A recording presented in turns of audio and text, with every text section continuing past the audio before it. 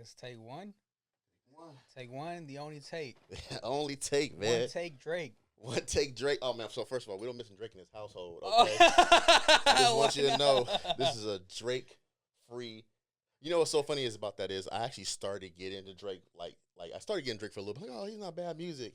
And then Kendrick came out with his shit, and then Kendrick drew the line in the sand. He said, "Fuck, if you got empathy for the other side, fuck you."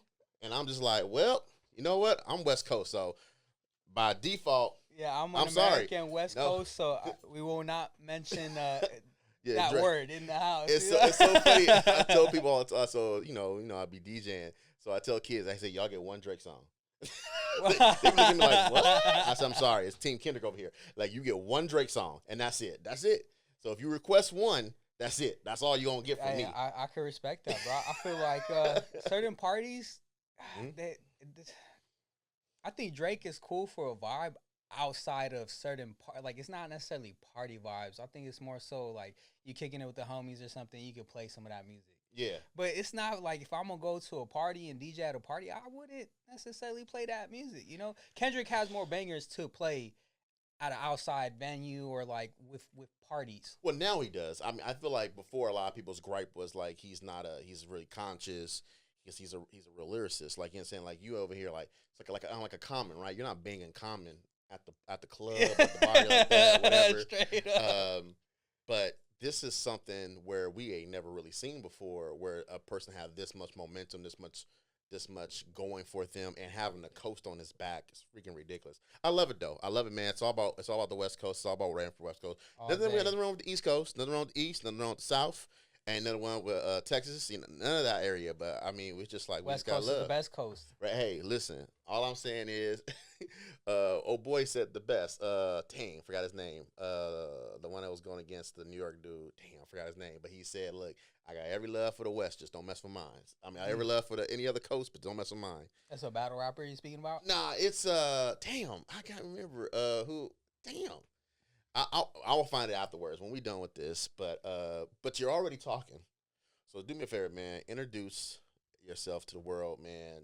Let people know who you are and what you about, man. This is great. My name is Help, and that's HELP period. Mm-hmm. So it stands for Humanity Empowering Love's Purpose. Let me run that back. It gets me a little nervous introducing myself as Help. So I introduced myself as Help to embody actually helping one another in the world. And that was my message that I stumbled upon, that I was given to by God to spread into the world. Yeah. Because when people help each other out, like you asking me to help you with this podcast and vice versa, right? Yeah, yeah. Like that means a lot to me to be able to be here today, be on this podcast, and we can help each other out, spreading the message and spreading a good conversation to really uplift other people that could be listening to this podcast. That's what's up. So it stands for Humanity Embracing Love's Power of Purpose.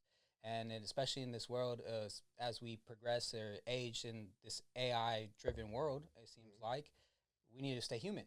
And we need that aspect to bring humanity together, right? Like you enjoy DJing and MCing. Yeah. So AI will never be able to take that over. Yeah, they can't do what I do. It could create music, for sure. It create playlists and all that stuff. It's not going to create a vibe or like you're going to tell me you're going to turn up to a robot MCing. And I mean, the way the world going, you just never know. I'm pretty sure there's somebody's making some. If they got robots working at cafes.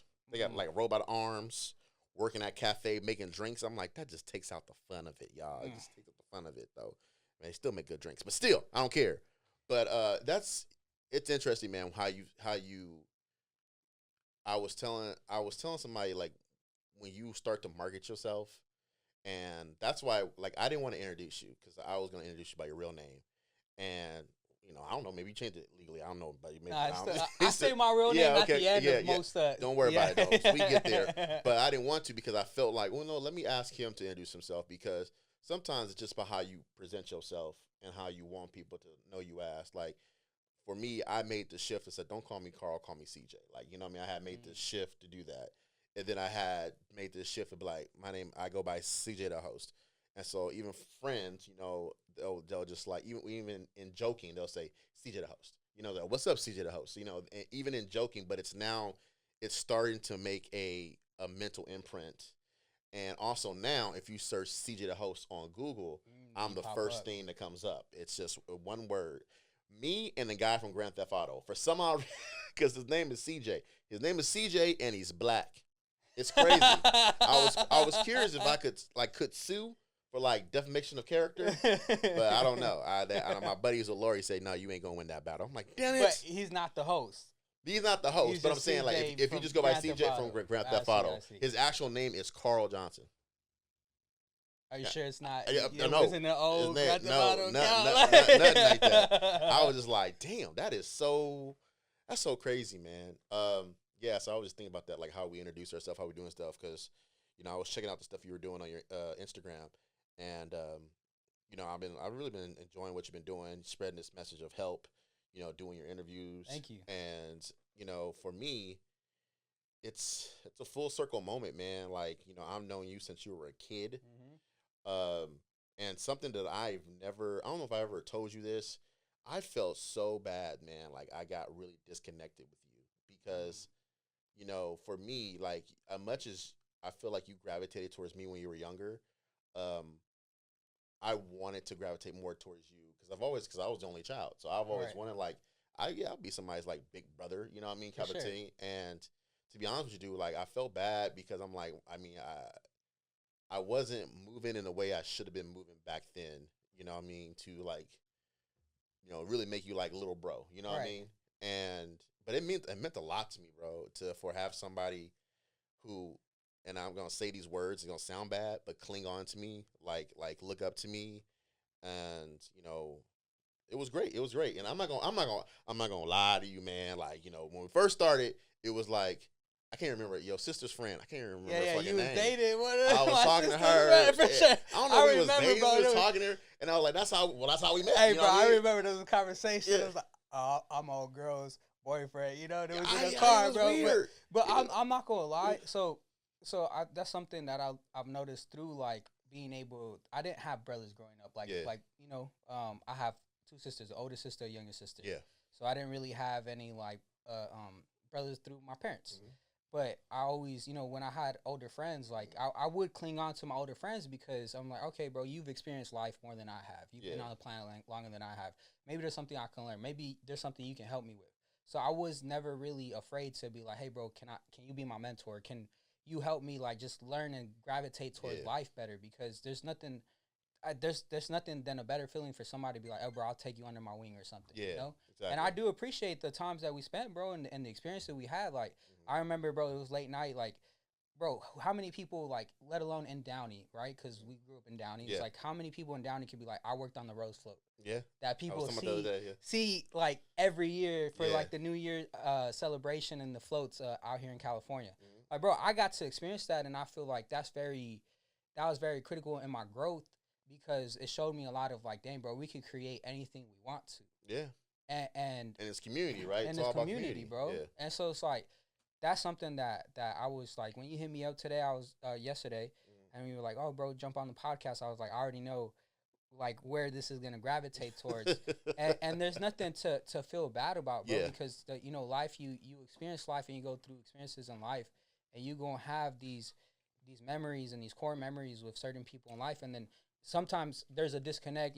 What you had to go on your own path, you had to go do your own thing. I had to go through my trials and tribulations as well, and then you reconnect. And that's the beauty of this world, right? Mm-hmm. That's the beauty that we get to reconnect, and you grow, you see some things, I grow, I see some things, and then we come back. It's like, hey, bro, how can you help me with this? How can I help you with this? Boom, boom, bop. It's beautiful, bro. Because now there's things like when I was younger, I could probably just like be like an energy or it's like, oh, this young dude, But now it's just like, okay, I can help you with certain things. You can help me with certain things. Yeah. And then it's an ongoing circle of like, bro, we can actually do something now. Yeah, man. Yeah, definitely right, man. And I appreciate that, dude, because that's funny, man. Like I was talking about that a couple podcasts ago about the Rose Float and stuff like that. And I made a decision to take a step back from the Rose Float, to be honest with you. Because I was just like, there were some things that were going on, and that's my phone going off so bad right now. I'm sorry, y'all. I should turn my phone off. It's my security system. I'm gonna make sure people around my house. But it's been it's been a journey with that. It's been a journey with that. There's been some stuff that went down with them, and I was like, man, like, do I really? It was really just one person, but I didn't want to be in that space anymore, whereas I felt like a certain way. And then, obviously, when you in a volunteer situation, you want to feel appreciated, and there are certain aspects sometimes where I didn't feel appreciated. But then again, maybe that's just me being in my own feelings. I don't know. But it was just time. It was just time to separate a little bit. I still would like to go down there and help them once in a while. I go down there when I can, and try to be a part of that because I love being a part of it. To be honest with you, but things take to a side note. But I'm very interested because so today, like I said, I made him a roasted matcha drink.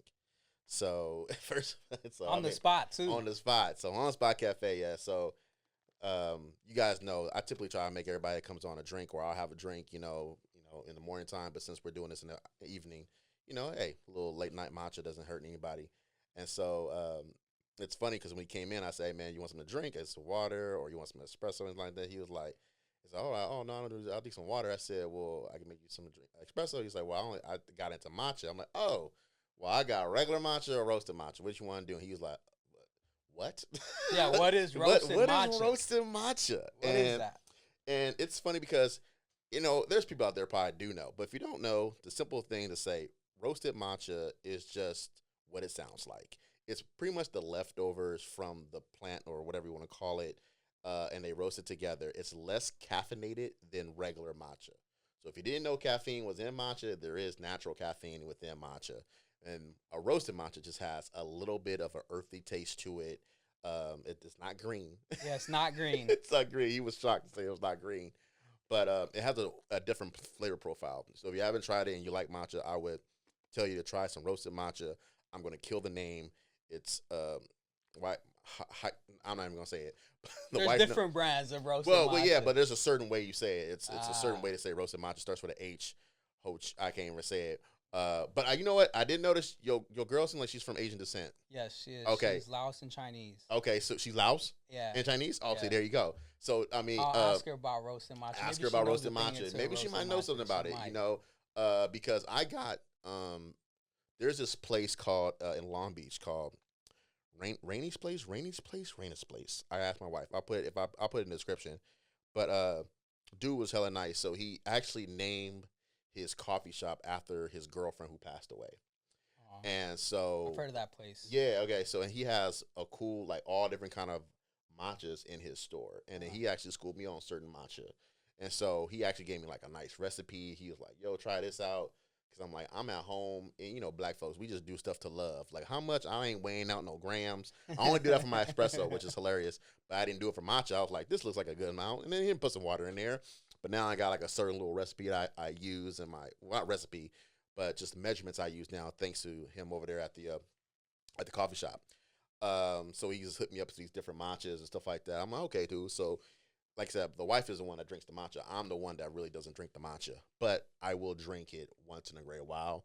And I'm having better things of like pairing things with certain things. So do you prefer roasted matcha or regular matcha? So as of right now, I prefer regular matcha over roasted matcha. But I think it just depends on what I'm flavoring it with.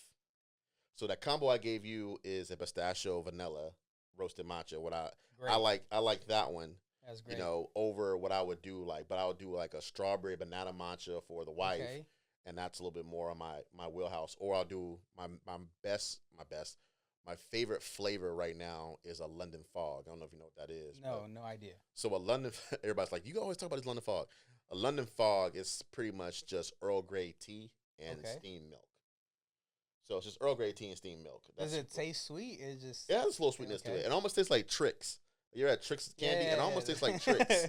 And so that's a London Fog, and it has usually a sweetener to it. Either it's lavender or some type of other type of syrup. Well, will you drink matcha if it was just matcha with no sweetener, no cold foam, just matcha? So yes, and the only reason I say that is because listen, you shake your head. Only reason I'm saying that because I found this matcha soda thing at Tokyo Central right here down the street from the house, and I'm like, this ain't bad. You know what I mean? But it feels like I actually I'm gonna take it home. Matcha with bubbles. Yeah. So I've tried the matchas where they put sparkling, drinks with the matcha. But I had this one coffee from South Coast Plaza. Yeah. It was a coffee shop, and I saw they had this special matcha. They put, you ever had the Harmless Harvest, the pink coconut water? No. So Harmless Harvest makes a pink coconut water, right? Okay. This coffee shop made a drink, a matcha with that coconut water. Oh. Oh, it was fire. Woo! I feel like a lot of people like coconut water. Like that's been like a new fad to coconut water with matcha. It's been like a really like a trend. I've tried it. I've tried matcha with other coconut water. It does not hit. For real? Yeah, it doesn't hit. Oh, it's just a specialty to it. Yeah, it's just also too coconut waters. They're very. Some coconut waters have like gum in it. Like certain brands don't really give you pure coconut water. Gotcha. So it's really important. Like when you're drinking coconut water, it's like 100% like straight from the coconut. I mean, because I've seen you be on your damn health tip, man. You and your girl be at the gym, just getting it in, just personal working training, out, everything, bro. Yeah, health is really important. I mean, playing football a lot. I actually just learned this yesterday. I had a buddy of mine like speak about a hyperbaric chamber. Okay. You ever heard of that? Yeah. Okay, so I had a buddy who's like, "Oh yeah, I experienced it. It's great, felt amazing, right?" Mm-hmm. And it's you're in this chamber, or you're in this like pod, and it gives you pressurized oxygen, and you sit in there for like an hour. Mm-hmm. So I was actually watching a podcast. I almost never watch podcasts, bro. Yeah. Like, I watch videos and I listen to audiobooks and music from time to time. Yeah. Honestly, it's really rare that I like sit down and listen to a podcast. I was listening to a podcast, and Mel Gibson was like talking about how he had a bunch of what is it? PSD. Yeah, PSD. Yeah. Yeah, PSD. Yeah. And he said he went to this doctor that was specialized in the brain, and they did a brain scan, and the doctor was telling me, "Oh, are you okay?" And he was like, "Yeah, I'm okay." And the doctor was like, "No. Are you okay? You don't come up as you okay." Yeah. So the doctor was pretty much telling him like you have the worst probably syndromes of PTSD. Yeah.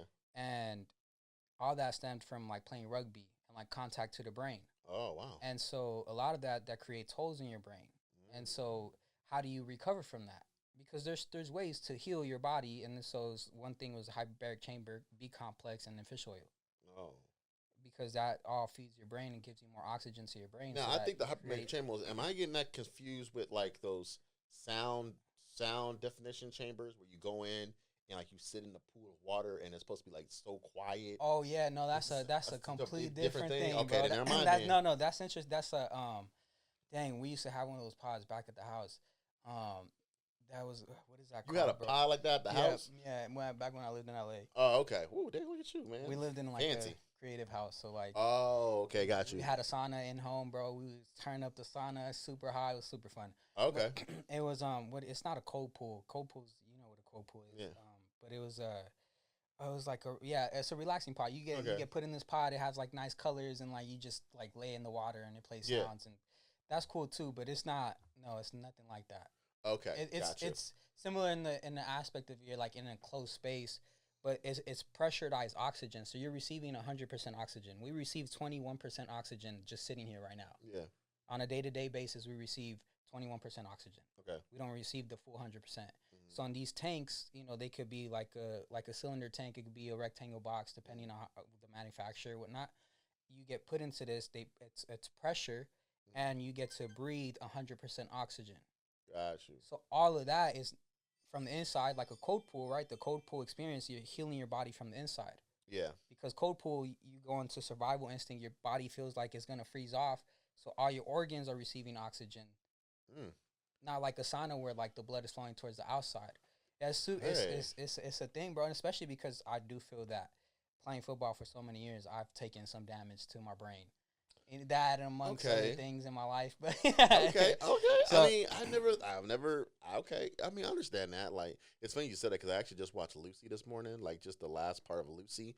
You saw that movie? I've seen parts of it. Oh yeah, that's just freaky though. How you can think about like you don't unlock the whole parts of your brain, man.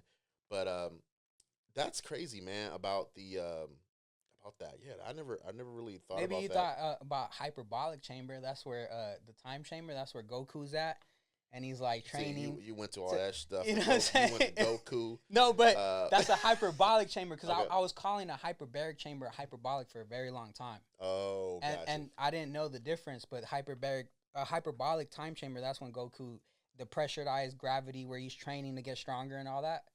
Oh, okay. But hyperbaric is you're just literally it's pressure, but it's just oxygen. Oh. So they'll use it to heal people, even like in a doctor space and any type of space of recovery. Oh, dude, really yeah, weird. I didn't know that. I gotta tell my wife about that because she much is into that though. But yeah, man. So I was seeing it and I was just like, this dude's doing a lot of good stuff right now. Seemed like the boy seemed like I'm gonna say it in front of everybody right now. It seemed like yo ass in love. Oh, for sure. For sure. Over here. Just I love when dudes look at their lady like a snack, like yeah, without even licking the lips. I can see in the eyes, like yeah. There's those moments, you know what I'm saying? Yeah, and I feel that I'm in a relationship where there's a lot of healthy communication, and it is a great support system on both sides. You know. So where'd you meet her at, man? So I actually met her in a personal development, like at a personal development space. It was called LifeWorks. Oh, I heard about it. Like this training, this personal development training. And at the time, so she sat in front of me and we had to be vulnerable with each other and like open up to each other and be vulnerable. And she was telling me stuff. And I was dating this chick and it was a really toxic relationship at the time. And then she was in a relationship. She said she had a boyfriend. So I completely like off my radar. Didn't think about her, whatnot. Right. And like a year or two pass and we meet each other, we see each other again, and I never hit her up. I never prior to that, I never like tried to slide into the DMs or anything. But we met up and we helped we volunteered at LifeWorks and we did some stuff for them and she approached me, and I don't know. She claims that she did approach everybody that day. Yeah. But I just had a specific type of energy that I felt from her. I'm like, oh. Yeah. I just started paying attention to her. I'm like, all right. Yeah. Yeah, I'm doing this modeling thing now. I'm trying to figure it out, all this, right? So then I hit her up one day, and she posted a photo of her in front of a mirror, and she had a brick wall behind her. And if you know California buildings aren't really brick unless they're like a commercial space. Yeah. And I like brick buildings, right? Okay, got you. So she was looking cute, but I was just like, oh, that's a really nice brick wall back there. Like, what the heck? That's a nice brick wall. Yeah. Don't tell me you told her. Oh my, hey, that's a nice brick wall behind you. If that's not a line for a psychopath, I don't know what is. Hey, bro, that brick wall behind you look fire. That brick wall look fire though. That's game. Because though, I feel like if your girl was speaking that to existence, but if your girl was like really like cool, like what? Oh, so are you an architect or something like that? I feel like that's the only way she can respond to that. While saying, "Your ass is crazy." Well, so the thing is this is a real game though, bro. It's like how many people are actually trying to slide into the DMs? You know, she looking cute in front of the mirror. You know, she knows what she's doing. It's oh, you look so good right now. Oh, you beautiful. Nah. You can't feed them all that. That's a nice brick wall. She'd be like, huh? That sparked the whole thing. Though. Here we are today. Listen, help me help you understand that shit was not cute. Apparently it worked, but still. You know what she told me? What'd you say? She said she had like 4 or 5 other dudes hit her up. They like compliment her off of that photo and everything. And she only responded to me. You see what I'm saying? Why she responded to you though? Because she knew you though. No. But she also knew the other people. You know why she responded to me? Because I wasn't a dog. It was like, oh, he not like this is a thirst trap picture. But she knew he want to say something, but he don't know how to say it. Oh, I know how to say it. I think she took sympathy on you. I don't know. She took a little sympathy on you, a little pity on you, man. I ain't gonna lie. I know how to speak game, but that was grade A game. It was. Hey, bro, one of the first things you learn when you play the game, it's like, yeah, you could go up to her and approach her, give her all the compliments, but everybody else is doing that, bro. You gotta sauce her up. Okay, so basically, you did a Will Smith from that movie. Oh my God, come on, y'all, tell me what the damn movie, the movie with Will Smith and he plays that love guru, Hitch. Hitch, yeah, okay. Yeah, so when he goes to the waitress and when he goes up to the girl, he's like, hey, I'll take 3 at that table. And she's like, I'm not a waitress. Da-da-da. He's like, well, how am I supposed to get you away from all these guys? So that's what he did. His big gab. That was smooth. That right there, bro. It was okay. Smooth. Okay. I mean, it worked. I can't say nothing. It worked. It worked. And from that point on, I was like, I don't know where I'm going with this, but I'm not gonna get at her right off the bat because. So then she asked me why am I help, and why does my profile name say help and everything. So I explained to her and everything, and then I actually asked her, I'm like, hey, how are you doing? She's like, I'm doing horrible. Oh, damn. And she was actually, you know, I don't want to put her business out there.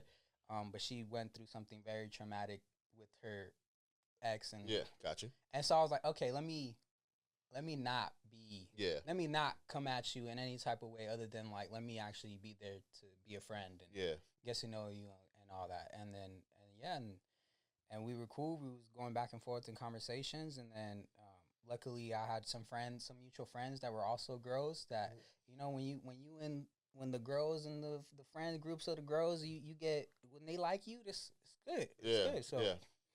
So I was able to you know, I honestly felt like I didn't have a shot at some point, and it was one day where we went to my church. And my church does this thing where they do like for Halloween they do like a night of terror. Okay. And they do a maze in the church. So luckily I was plugged into the church, had all the tickets, you know, brought like 15 people tickets, you know what I'm saying? So I looked like the all-star, you feel me? I look like I just won the Hey, if you ever know that Jesus threw you an alley-oop that day, Jesus threw you an alley-oop that day, is like, go ahead, go ahead. Let me help you. Let me help you get this girl, man. I need you to get this girl. Bro, God gonna bless him, man. He gonna bring him a beautiful woman that supports and loves him, you know? That's honestly one of the biggest blessings, you know, God could give. That is crazy, man. Boy said I had the chicken hook up at the church. Yeah. I ain't never seen. That's how you know somebody's digging to their faith, because they use that as a swing for like that. That was like, yeah, man. Like that show. What's the word I'm looking for? I mean, on my brain, I need that chamber because my brain right now on a fog because I can't think of stuff right now. But to use that as a way to be like, yeah, I'm that guy. I got tickets at the carnival. Like yeah, and then after that. Yeah, bro, I spoke to one of the homegirls, and the homegirl was like, you know, I know you a nice dude, but, like, you got to turn it up, bro. You got to turn it up. You got to let the dog out the kennel. So I let the dog out the kennel, and then the rest was, you know. Okay, cool. How long have you been together now, though? It was about 6 months now. Oh, 6 months? 6 months, yeah. Damn. Technically 3 months, but we've been talking for, like, 6 months, yeah. Got it. And y'all really official now. I mean, she lives with me right now. But she there you go. Her own place. I'm helping her move this weekend. So okay, cool. So that's dope, man, and that's really dope, man. I see it. They seem happy. I saw y'all was both dressed in some type of official like garment that I was like, this nigga look fire. Yeah, she's I look fire right now. I'm over here thinking like, what the?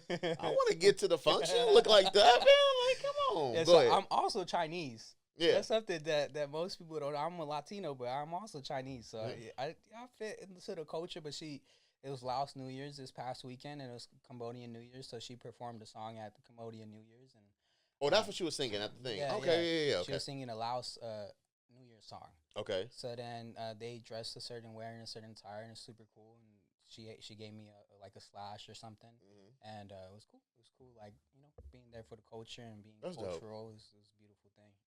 That's dope, man. That's dope, man. I'm just so happy for you, man. That's a blessing to have that, dude. I actually met my wife the old-fashioned way. I'm not really. I didn't mean old-fashioned. I met her online. Actually, we met old-fashioned. Old-fashioned way. I met her on Match. I actually met my wife on Match.com. Love that. And it's so funny because everybody's like, "Don't be what?" I'm like, Match work, bro.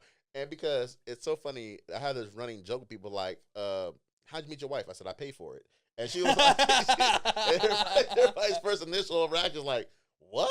What do you mean? I said, listen, to get anything worth substance, you got to pay for it. So I decided, like, I'm going to pay for the subscription for Match, and I'm going to do it for 3 or 4 months and see where it go.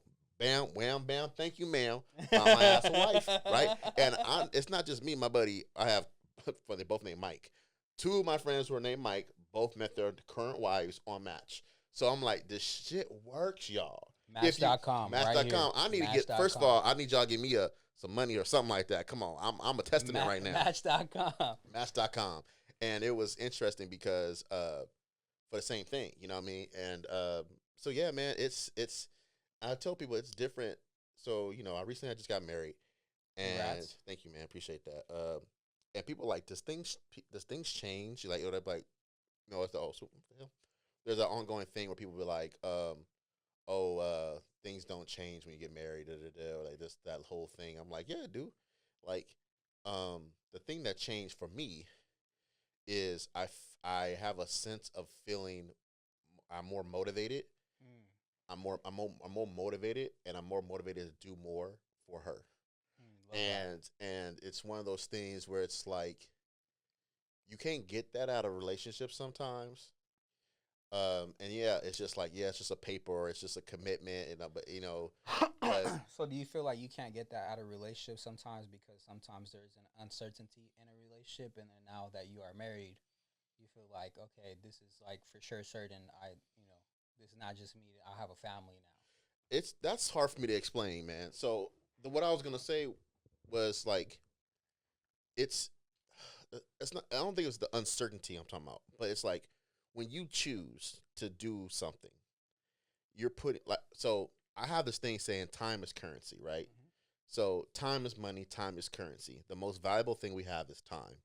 If I took the time to make an event, to invite people to witness me and my wife getting married, I took the time out to put money aside for this event, for you guys to come out to witness what this is, and you know what I mean?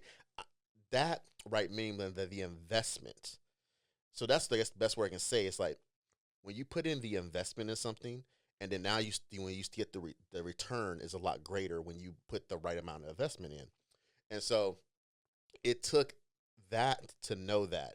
And I think people in the beginning, when you might be with somebody with like, some people know, like after 6 months, 4 months, you might know, like, I might need to marry this girl, or whatever the case may be, or this could be the one, but because the thing is, I tell people, like, it sounds stupid. Like I tell my kids I used to coach, and I said, if any relationship you get in needs to be like I'm not gonna be a hypocrite and say like, oh, you gotta, you quote unquote wait till marriage, do all these things, but also say any relationship you get in has the potential to be the person you need to be with the rest of your life. For sure. And that's the crazy thing to think about, because other than that, why be in a relationship? Then you might as well just be freaky dicky all the time, and as long as you make that aware, like, hey y'all, this is what we doing. That's it. Right. But if this is like we trying to do some stuff, then it just happens to know, and you invest that time. So I'm not saying you couldn't do it after 6 months or whatever, or 5 months or 3 months or a year, but when you both make that, like, hey, let's present this. Let's present this opportunity, and that's how you know, right? That's how you know it's worth something. And I take it like a presentation, right? Like if you're going off in front of your boss and you have this great idea, it's great for you guys. Yeah, we think it's good for the team. But once you present it to the boss, the man upstairs, right, you present it. It's like, hey, this is what we want to do. This is what. Oh, I think that's a great idea. Let's go forward with that. Now you get that boom, that reinsurance. Like, I didn't need the reinsurance because we know it's a good idea, but at the same time, like, now everybody know, and so now we can eat. Now everybody can eat off this idea all day. So that's what I'm talking about. That's a big generalization of getting to my point of,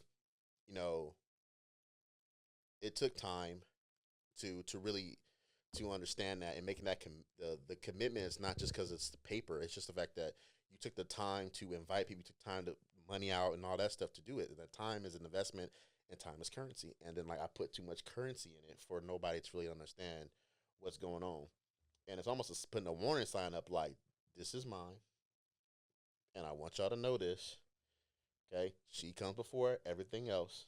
Only the one thing that comes before her, and that's God. That's it. Amen. That's it. That's only one thing. So I'm just letting y'all know in front of everybody. Y'all all witnesses to what. And it's funny because I actually had to be a witness this week. My buddy's dad was doing his will, and my buddy's like, "Hey man, can you come be my witness?" Oh wow! Signing my dad's will with me. And I said, "Okay, great, big honor." So I appreciate that. And I'm just like, but that's why, right? That's what you need. Like, yeah, I saw Son Will. I was there. I witnessed what he did. And so now it's just like, it just puts more fuel to the fire. but yeah, man. I've learned that your woman, your wife, and the one you choose is definitely you're one of your biggest investments. Yeah, it has to be an investment, and sometimes there's some bad investments. Sometimes investments don't work out because you don't let the investment mature.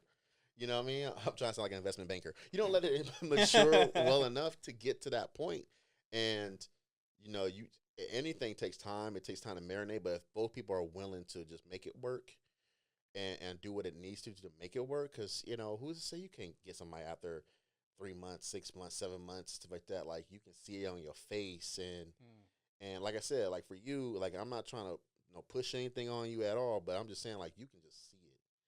You can just see it in people's faces and all that stuff. It's like, and I'm not trying to get super religious, biblical or whatever like that, but like I almost feel like when God was and Jesus was performing miracles, and he looked at people like you knew the way he looked, and it was like I'm about to do some work, or it's like you believed in me and all this stuff, and that's the same process. Like it didn't take 6-7 months for him to be like, I love this guy or I love this girl lady. You know what I mean? It took it was instant. Like I love you. Yeah, that's it. But that's because you can tell the difference. You know what I mean? So, I definitely told her that on the drive here. I was like, hey, I just feel this type of way. Like you like destined to be in my life, And then she just like you will like explain. I'm like, how do I explain a feeling? Like she can't give me more words, and she was just like, oh, I know, but like some people get scared too, though, man. I ain't gonna lie.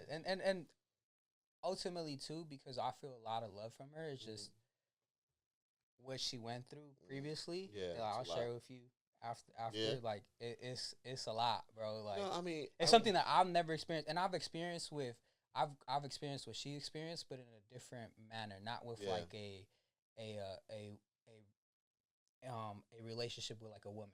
Yeah, it was more like a friendship that did not serve me, and that was something was really wrong. So I understand there's a fear aspect in her that she's still healing from, and I respect that, because I always know, as much as everybody could be like, bro, I'm gonna meet my person when I'm completely healed. Like there's still gonna be a lot of healing to do together. Yeah. Would you like attest to that? Would you say like even I'm sure you and your wife were healed to an extent, but like when you guys got together and were in a relationship before the marriage, there was still healing to be done together? Was that something? What do you mean healing like before the marriage? Like I would say, like when like you're dating somebody, sometimes like the trauma pops up, like past trauma. I mean, so here's the thing, right? My wife might kill me. I don't, but this is what we do on the podcast. We gotta be honest with stuff. Is so for my wife, like I was really first like major relationship. You know what I mean? And for me, I was married before. Like I went through a whole annulment situation. I had a whole bad situation where like caught old girl with dude. It was bad. Like I had drama. I had some stuff like, and it was at a point where I took a back seat to like it was just, I had a really down moment, like because I was super. I never really believed in depression, but I was depressed. It was a point where when I moved out from this after this annulment, I had to move back in with my parents. And my parents stay at one of the 55 or older spots, and so like it was really just I just slept on the couch, and the bathroom was in their room. So if I had to get up in the middle of the bathroom, in the middle of the night, like there was points where I wouldn't even like get up in the middle of the bathroom. I wouldn't go because I didn't want to wake them up. So I'll go pee in a freaking water bottle, right, what I mean? Because I didn't want to wake them up and then throw in the trash or go throw it down the garbage chute that's in their apartment. And it took me a long time to get back on my feet, and it was almost like to a point where like holidays would come around, and I was feeling bad. Like I'd never contemplating like I never contemplated killing myself, but there was a moment where I could understood why somebody could think that way. And what it took me. I went to this. I remember telling my mom, I gotta go. Like I gotta go. She's like, where you going? I was like, I don't know. I just gotta go because I can't be around here no more.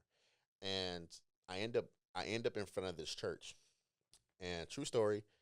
And some people I don't know if people believe me or not when I say it, but like I had my first come to Jesus moment, and what I mean by that is, it was like getting to like dusk, and then I remember I was at the church sitting. It was closed, obviously, and I was sitting. Because this is around Thanksgiving. I want to say, I think it was around Thanksgiving. I was sitting outside the church, and then I was sitting and like just looking at the church, and I remember just crying, and I was just crying. I was having this moment. I was like, God, please, like I don't know what's going on, and I was like having this real conversation with God, and it was in that moment where God really spoke to me, and that's even weird for me to say because it was just like literally like the clouds like literally parted, and the sun beamed, like there was like a sunbeam down in church, like almost like a spotlight. Like I vividly remember in my head, like it was like a spotlight on that church, and in that moment, I instantly felt better, and I knew He was listening to me.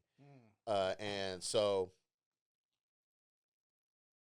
from that moment on, I decided, like, you know what, man, like, can't let shit like this get to me. And even my wife would be like, she's like, because I told her kind of like you told your girl, like, I kind of, like, I know, like, I feel like you're going to be here. And she didn't understand that. She's like, how you know so quickly? And it is because I went through so much. And it was because of what I went through. I knew exactly what I didn't want. And I knew what I want to navigate, even to a point where I told myself, if I'm with somebody longer than 3 years, there needs to be a marriage. There's no point. Like, at this point, I've learned everything I need to learn if I'm invested. Right. If I took the time to invest in that and put the effort into it, like, then I'm gonna understand. You know what I mean? The Dwayne The Rock Johnson has a story about when he was at the pinnacle of his career, where he was about to match Stone Cold Steve Austin, and he went to Vince McMahon and said, "Listen, I want to make $2 million." He said, and Vince said, "Why you want to do that?" He said, "Well, Stone Cold gets $1 million. I'm like on the verge of beating him out with numbers and all this stuff. So I want $2 million." And Vince McMahon came back and said, "Listen, okay, I hear you, but what you need to do is take some time, maybe like a year or so, and I want you to learn the business. I'm gonna get you in contact with our business people, all the people you need to do, and soak it up and like learn the business aspect of this wrestling thing." He said, "Okay." And then he said, The Rock said, it didn't take me a year or whatever. It took me maybe like 3 months. I soaked it all in. And then when I came back, I said, "You know what, Vince, I understand. I want to match with Stone Cold matches." And he was like, "Great. I'm glad you learned all that. Tell you what, I'll give you 10." So it was like, he's like, "Oh, shoot." You know what I mean? Like, but it didn't, but what I said that story was, it didn't take him the whole year. It took him just a couple months to understand because he was invested in it. That's what he wanted to be invested in. I want to make more money. So I'm going to see what the hell these fools talking about. Oh, okay. Because the quicker I can get to this resolution, the quicker I can make the money I need to make. So that's what I'm talking about. So, it's all those things that happen, man. So it's just been crazy. It's a crazy journey. It's been a crazy journey, but I love what the journey I went down, and you start thinking about the things that you never thought about when things were happening. Like you think about like, oh shoot, like if I would have did this, would I have been in a relationship? Would I have been doing this? Would I have done? And quite frankly, like I did a lot of traveling. I worked at Delta. I was doing a trip once a year. I was going to places just to eat freaking food. Like it was crazy. Like, and I got to experience. And that's another thing. Like when you have different kind of experiences, especially with travel. I don't know if you've gotten that part yet, but it's like when you see how other people live and you see how other people do things, and you be in other countries, and so the fact that you get to do that. That's what made me aware of not eating meat, pork, or chicken anymore, or eggs. Okay, we can't talk about that one because I eat all that shit. No, for sure. We'll talk about it, but I'm like, traveling, I don't know. Traveling taught me that when I went to Europe and I ate more food than I was eating back here, and I came back and I weighed less. Yeah. I was really like, there's something. I mean, it's natural math food. Is not mathing, bro. So I was like, all right. And then just being around one of my best friends and like, bro, like he hasn't eaten any meat of that sort. I eat fish. I do eat fish. But he hasn't eaten any meat of that sort for like over 5 years, and I'm just like, and I did it for 2 years. I felt great. I felt so great, bro. And then last year, for 3 months at the end of the year, I was like, all right, I'm gonna eat everything and anything I want. See how I feel. I gained maybe 30 pounds. Yeah. And it got to the point where I started getting depressed. And I felt the depression because I've been depressed before. So I felt the depression. And I was just like, okay, I need to start changing back to my previous habits and readjusting. And it took me, I would say, the 4th month to slowly change back into my other eating habits. And I feel better now. And I'm still not there because I'm at like 205, 210, and I've been at this weight for a while. Wish. But it's crazy. I got too big, bro. Like, and that's part of the reason I had the job make me set that damn desk rate hours, bro. Like, you know, I was at Delta, I was slinging bags, I was working out, moving, walking, doing all kind of things. I'm just not doing it anymore, and I need to get better. I need to get way better, and I know it, and I'm just not doing it, and I need to get better at it. Especially me DJing and hosting more. I want to look cute. I want to look sexy. You say you have an office job right now, and with that, like, do you ever take breaks and go on walks around the neighborhood? You have a nice neighborhood. You know what? No.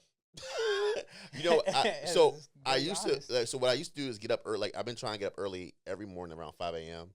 And either I will try to go for a walk or I'll go to the gym. Lately, it's been like So in the morning, I do go for a walk once in a while. On my lunch break, I really don't. I take that time to do other stuff. Okay. Usually, it's go get lunch. Right. Or it's just like doing some small shit around the house. Watch a little episode of TV because once I'm done with work, dude, I'm mentally drained. It's 6 o'clock. You think about it, I'm working from 9 to 6. That means if I'm trying to go to bed by any reasonable time, I need to be in bed by 10 o'clock. Then I only got 4 hours to do all the things. And then we typically try to walk our dog every day. Mm-hmm. So we do go for a walk every day. I go at least go with her to take a walk every day. I didn't go today because I was waiting for you to get here. But yeah, so I do try to take a walk. Yeah, we do.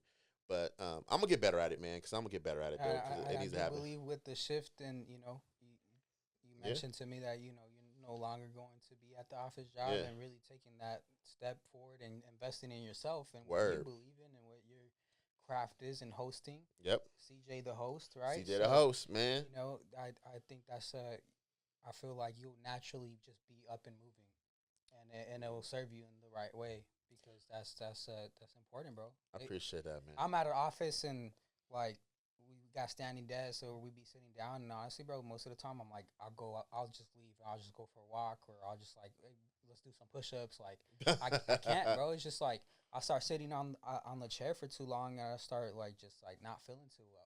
Gotcha. So it's really important to, even if you have an office job. I've had office jobs. Mm-hmm. I've also had very draining physical jobs. Yeah.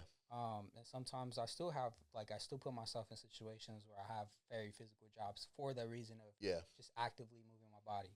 And rock climbing too. I love rock climbing, bro. Oh shit, you went totally white with that. Anyway, no. I'm gonna let that go. But do me a favor, man. Help, man. Do me a favor. Before we get out of here, can you let people know where they can find you at, like where you want them to search for you? Yeah, so search me up at the Project Help. That is definitely the page that I would love to see grow, and we're gonna actually interview you after this podcast. I have my mics and. Oh shit! Okay. I hope my other guy ain't here yet. Okay, let's get it. All right. Or my personal page is at Mr. Favorito, Mr. Favorito. But yeah, other than that, Mr. is actually not Mr. It's my first name. It's Martin Raul. Yeah. So that's my initials. Oh shit! It was I thought it was Mr. No, it's not. It's literally my first. This is my first name, Martin Raul. So okay. And then Favorito is just like, it's a play on, I am my own favorite person. So one way that I was able to help myself overcome my depression was understanding that, God's always got my back, but I also have to have my back and love myself. Oh, yeah. That's something that I have to be my own favorite person. That's dope. So that's something that I had to, That needs to be on a shirt.